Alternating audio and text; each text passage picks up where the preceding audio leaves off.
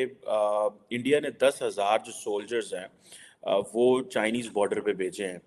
लेकिन साथ में सर हमने ये भी पढ़ा कि जो 21 जो राउंड्स हैं मिलिट्री डिप्लोमेसी के, वो भी फेल हुए हैं। इंडिया ने अभी 39,000 करोड़ की डिफेंस डील को अप्रूव किया है। इसके अंदर 5 मेजर जो है प्रोजेक्ट्स होंगे। इंजन्स को बाहर से फाइटर इंजन्स को इंपोर्ट किया जाएगा। लेकिन गिलगित बल्तिस्तान के लोगों को इजाज़त नहीं है कि वो पाकिस्तान के नेशनल इलेक्शन जब होते हैं उनमें वोट कास्ट करिए। We are not allowed to cast vote. Pakistan के नूरी और शमशीर बेस से तैयारे उड़कर जाते रहे और अफगानिस्तान के उन शहरियों को आतिश और बारूद का ढेर बना दिया गया। उनको जीते जी बच्चों को और औरतों को, जिनका इस जंग में कोई किरदार नहीं था, वो किसी एक तरफ नहीं थे, वो सिर्फ अपनी जिंदगी जीना चाहते थे और उनको भस्म कर दिया गया। कि क्या इज इट नॉर्मल या क्या समझते हैं कि ये वाकई एक एक्स्ट्राऑर्डिनरी डेवलपमेंट है that the military diplomacy which is continued still 2020। India G20 की सरबराही कर रहा है। सारे मुस्लिम ममालिक के, अरब के, एशियन आगे, गल्फ आगे, बरआज़म जितने लोग हैं वहां पे आए हैं।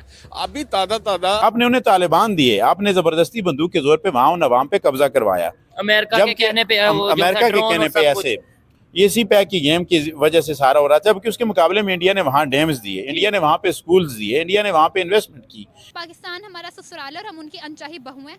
ना रख पा रहे हैं ना निकाल पा रहे हैं। गले की हड्डियां ना उगल पा रहे हैं ना निगल पा रहे हैं। ये हम अभी वो बने हुए इनके लिए, बात और कुछ भी। 2020 के बाद एक बिल्कुल 180 डिग्री की शिफ्ट आई है इंडियन पॉलिटिकल क्लास के अंदर कि नहीं अब डिफेंस इक्विपमेंट करें। मतलब इसने आपको सोचने पे मजबूर कर दिया। रिसेंटली सऊदी अरब ने इंडिया में $100 बिलियन की इन्वेस्टमेंट कर रहा है और हमें सिर्फ 100 टन खजूर मिली है, वो भी हमें 600 रुपए किलो मार्केट में मिलेगी। ये डिपेंड करता है आपकी खारजा पॉलिसी के ऊपर। अभी रिसेंटली इंडिया की जो एक टीम है प्रॉपर, वो उनका अफगानिस्तान का विजिट रहा है और अफगानिस्तान के मिनिस्टर ने शुक्रिया अदा किया कि भाई आप जिस तरीके से हमारी हेल्प कर रहे हैं, ह्यूमैनिटेरियन असिस्टेंस दे रहे हैं, प्रोवाइड कर। कहते हैं कि जब जब इंडिया की डिफेंस डील होती है, चाइना और पाकिस्तान की चीखें निकल जाती हैं। जब भी चाइना ने नेगोशिएट करा है, उनके नेगोशिएशन प्रोसेस बड़े लंबे चलते हैं। इवन जब हमारी बॉर्डर पर्सन मीटिंग होती है, नॉर्मल मीटिंग जो होती है बॉर्डर पर्सन मीटिंग में, I be part of it, you will not believe कि हमारी बॉर्डर पर्सन मीटिंग 8-8 10-10 घंटे चलती है। इंडिया इस वक्त भरपूर कोशिश कर रहा है कि वो अपनी आर्मी को स्ट्रॉन्ग करे, लेटेस्ट इक्विपमेंट उन्हें दे, लेटेस्ट टेक्नोलॉजी दे। सवाल ये है कि एक मुल्क कितना प्रोस्पेरिस है, दुनिया की 5th लार्जेस्ट इकोनॉमी है। अंदर विद इन द एयरफोर्स के लोगों ने कहा था कि नहीं, जैसे फॉर एग्जांपल मुझे याद आई थिंक इंडिया के एयर चीफ थे, उन्होंने कहा कि air force is not a supporting arm, ठीक है, इट्स अ फुल आर्म। मतलब ये बहुत सारे मसले मसाइल हुए थे उस वक्त। बिपिन रावत साहब जो थे, he was the chief of the defence staff and उस तरह की बातें ये उस वक्त की है। सो अब ये जो क्वेश्चन आता है कि ये इतनी बड़ी तादाद में लोग वहाँ पहुँच रहे हैं और जैसे मैंने आपको कहा कि इंडिया ये समझ रहा है कि शायद लैंड, एयर और सी से जो है वो हमला होगा, लेकिन मुझे नहीं लगता कि लैंड, एयर, सी से हमला होगा। हमला जो है वो बिल्कुल आपकी जो जो स्ट्रेंथ होती है आप उसके ज़रिए हमला करते हैं। आप ये नहीं देखते कि अगला किस चीज़ में तैयार है।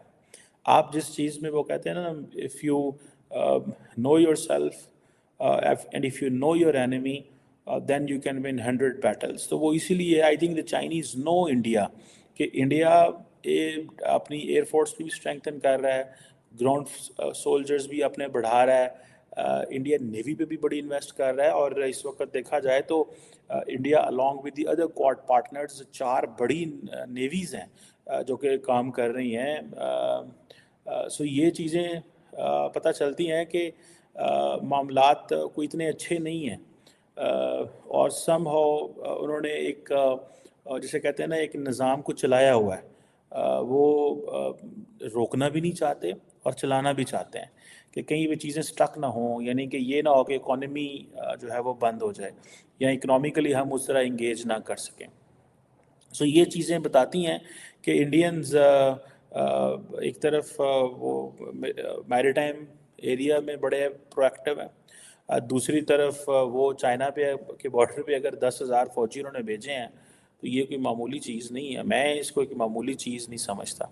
एंड देन जो चाइनीज़ की तरफ से शोर आया है वो शोर भी काबिल ज़िक्र है इस सेंस में। लगता है कि यहाँ पे मिसमैनेजमेंट और यूनिटी की कमी है और हमारे यहाँ पे बहुत सारे प्रॉब्लम्स हैं। अगर हम रूट कॉजेज़ पे देखें तो बहुत सारी वजूहत हैं जो पाकिस्तान आगे नहीं बढ़ सका, लेकिन इंशाल्लाह होप फॉर द बेस्ट। मुश्किल है लेकिन नामुमकिन नहीं है। नहीं, चाइना को बीट कर सकते हैं क्या, जिससे हिमालय से ऊंची और शहद से मीठी? देखिए पाकिस्तान और चाइना बहुत अच्छे दोस्त है, तो दोस्तों को कम्पीट नहीं करते, पाकिस्तान की ये थॉट है। क्या बात है, यानी कि चाइना है भाई, रहो तुम लोग दूसरे नंबर पे, हमारी तरफ नहीं। हम कभी नहीं, गुनाह हो जाएगा अगर हम सोच लेंगे कि हमने तुम लोगों से आगे बढ़ना है। पाकिस्तानियों का और उधर के पॉलिटिकल सिचुएशन का हाल ये है जो मैंने आपको बताया ये, लेकिन उसको कवर वो इस तरीके से करेंगे कि वो हमारा दोस्त है तो हम उसको कम्पीट नहीं करेंगे। हम चाइना को क्या समझते हैं? क्या हम चाइना के गुलाम है, दोस्त है, दुश्मन है, कौन है हम कहते हैं चाइना के दोस्त हैं, लेकिन असल में हम गुलाम हैं उनके क्योंकि जितनी हमारे यहाँ पे देखें चाइना की चीज़ें इस्तेमाल हो रही हैं बहुत ज़्यादा। चाइना का शुक्रिया, पाकिस्तान को साथ रखा हुआ है उसने। क्या बात है, चाइना बिल्कुल सही बात है, उसका शुक्रिया। जाहिर है हर चीज़ हमारी चाइना से आ रही है। ये देखिए, ये जो पीछे वाला कवर है फोन का, ये भी चाइना का है। मेरे पास खुद चाइना की इतनी सारी चीजें, आप लोगों की भी यहाँ पर ढेरों, ये बैग भी चाइना का ही होगा। मैं तो कह रही हूँ मेरा दिल भी मेड इन चाइना यार। अच्छा मुझे बताया कि भारत इतना पावरफुल हो गया कि वो डंके की चोट पर उनको आगे जाकर जवाब देना, काउंटर कर। इंडिया बदतमीज है, बात खत्म। क्यों?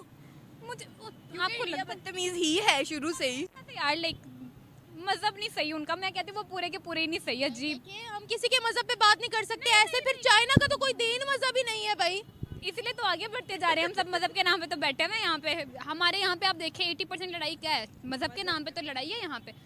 मैं खुद गिलगित से हूँ, तो वहाँ पे क्या लड़ाई है? 80% वहाँ पे सुन्नी शिया लड़ाई है, वहाँ पे कॉन्फ्लिक्ट है। चिलास पे आप चले जाएं, जिस एरिया में जाएं वहाँ पे कॉन्फ्लिक्ट किस चीज़ का है? रिलीजन हमारी एक ग्राउंड रियलिटी। इंडिया से हमें क्यों नफरत है? हम जैसे हैं, हमारा कल्चर सेम है, जुबान सेम है, खाना सेम है, हमारी रूट सेम है। हमारा मसला क्या? रिलीजन। क्या पाकिस्तान और इंडिया इंडो पाक मुसलमानों के नाम पे नहीं हुआ था कि मुसलमानों को हकूक नहीं मिलते? हमारा ग्राउंड रियलिटी पे एक प्रॉब्लम है विच इज़ आर रिलीजन। और ये मसला जब कि चाइना लार्जली अपने आप को एक इनोसेंट के तौर पे पेश करने की कोशिश कर रहा है कि भाई ये अच्छी चीज़ नहीं है, इससे टेंशन्स कम नहीं होंगी। बट इन रियलिटी वो जो 21 मिलिट्री डिप्लोमेसी के राउंड हुए हैं उसमें भी तो कुछ नहीं निकला। सो इट मीन्स कि इंडिया बड़े स्लो एंड स्टैडली स्टेप्स ले रहा है। इंडिया हर रोज़ ये समझ रहा है, सोच रहा है कि अगर चाइनीज़ जो हैं they sitting with us on the table but they do not decide on anything, then what to do. So ये जो क्वेश्चन है ये बड़ा इम्पॉर्टेंट है कि they are talking but they are not deciding. So China बार बार एक चीज़ कह रहा है कि हम भी कमिटेड हैं फॉर पीस एंड स्टेबिलिटी, लेकिन ये इंडिया भी कह रहा है कि we are committed for the peace and stability. लेकिन इंडिया ये भी कहता है जी कि हम कोर्सिव नहीं हैं, कोर्सिव पावर नहीं है, और we want a conducive environment और लॉन्ग टर्म टेंशन्स दूर की जा सकें।